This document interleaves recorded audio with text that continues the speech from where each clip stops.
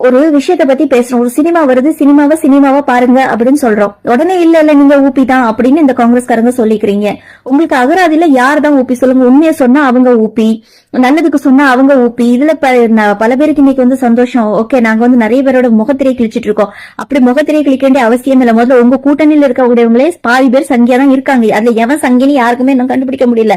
அந்த முகத்திரையை கிழிங்க, அதுதான் பெட்டரா இருக்கும். ஏன்னா எனக்கு நான் இன்னைக்கு ஒரு ஸ்டேட்மெண்ட் நான் போட்டேன், ஆமா நான் ஊபி தான், ஒன்னும் பிரச்சனை இல்லை அப்படின்னு நான் சொன்னேன்.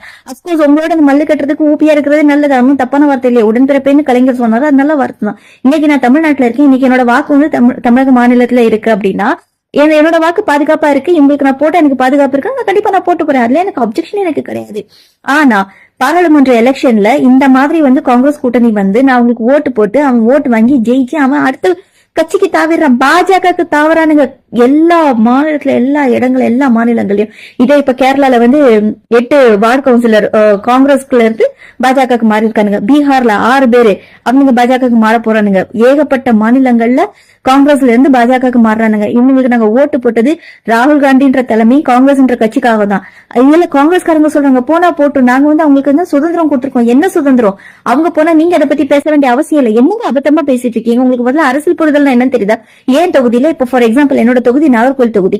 நான் வந்து இப்ப திமுக காங்கிரஸ் கூட்டணி இருக்கு, தலைமை வந்து அங்க வந்து காங்கிரஸ் நிக்க வைக்கிறாங்க நாகர்கோவில் தொகுதியில. என்னோட வாக்கு நான் காங்கிரஸ் தான் கொடுக்க போறேன்.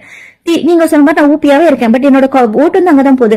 இப்ப நீங்க ஒரு ஆளை செலக்ட் பண்றீங்களா, இப்ப விஜயதாரணி மாதிரி ஒரு ஆளை நீங்க செலக்ட் பண்ணி நிக்க வைக்கிறீங்க, அவங்களுக்கு நான் ஓட் பண்றேன், அவங்க வாங்கிட்டு பாஜகவுக்கு போறாங்க. பாதிப்பு யாருக்குங்க? யாருக்கு? உங்களுக்கு மட்டும் தான் பாதிப்பா? அது எங்களுக்கு பாதிப்பு கிடையாது. இதை பத்தி நீங்க பேச மாட்டோமா?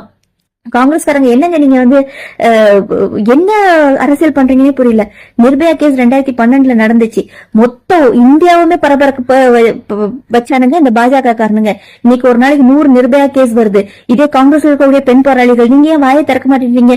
இதே உத்தரகாண்ட்ல நடக்குதுங்க, அங்கிதா பண்டாரியோட கேஸ் நடந்துட்டு இருக்கு. இன்னைக்கு எந்த காங்கிரஸ்காரங்க அந்த போராட்டத்தை கையில எடுத்திருக்காங்க? யாருமே எடுக்கல. அவங்களுக்கு ஜனநாயகம் ரிலீசிங்ல அவங்க ரொம்ப பிஸியா இருக்காங்க. இந்த பராசக்திக்கு அகேன்ஸ்டா பேசுறதுல ரொம்ப பிஸியா இருக்காங்க. It's a film, it's completely business. திருப்பி நாங்க சொல்றோம், உங்களுக்கு அரசியல் என்ன புரிதல் இருக்கான்னு தெரியல.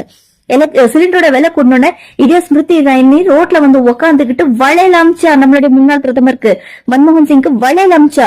இன்னைக்கு வந்து சிலிண்டர் 1000 ரூபாய் வந்துச்சு. இன்னைக்கு காங்கிரஸ்காரங்க யாருக்கு அதை பத்தி போராட்டம் பண்றதுக்கான மைண்ட் செட் கிடையாது.